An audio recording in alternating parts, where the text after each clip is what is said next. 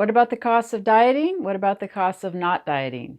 What about the cost of being overweight or obese? And what about the costs of not being overweight or obese? That's what I'm going to talk about in this video.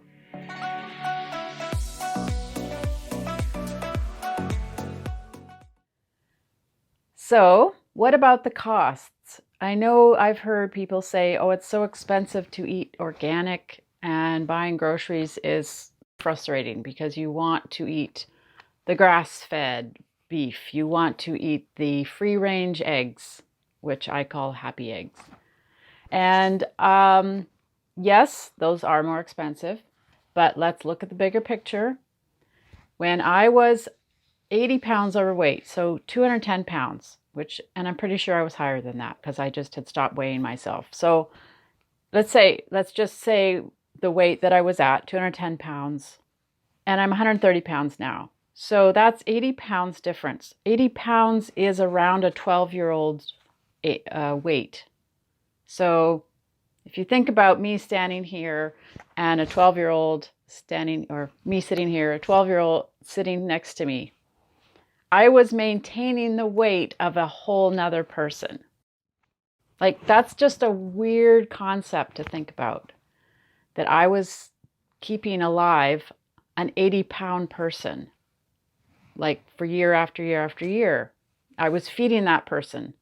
I was, clothing that person, in essence, meaning I needed more cloth to cover the 210 pounds that I need to cover myself now.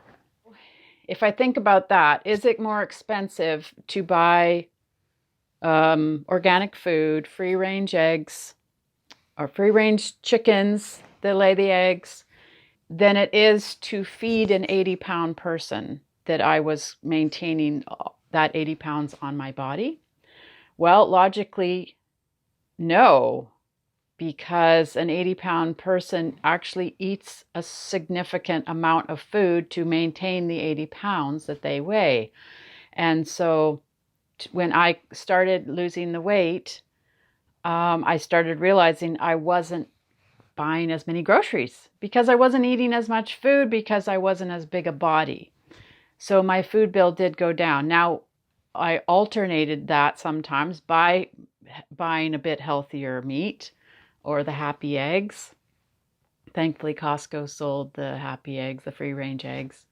And so I would compensate, realizing I'm not spending as much money, definitely not spending money on junk food anymore, not spending money on processed food. Pretty much 98% of the food I bought goes in the fridge and the freezer. It's perishable. Then I was saving money because there was just less food overall. And so I could actually spend a little bit more on the better food, and yet overall my food bill went down. So I'm just talking about the costs related to food. I'm not even talking about the costs related to healthcare, related to medication, related to, I hinted at it, related to clothing, having different sizes in your wardrobe, etc. I'm just basically mentioning in this video about the cost related to the food, the quantity of food, and if you're actually feeding, if you're 80 pounds overweight, like I was feeding another person, and I was maintaining their weight as long as I was maintaining that 80 pound weight, that higher weight.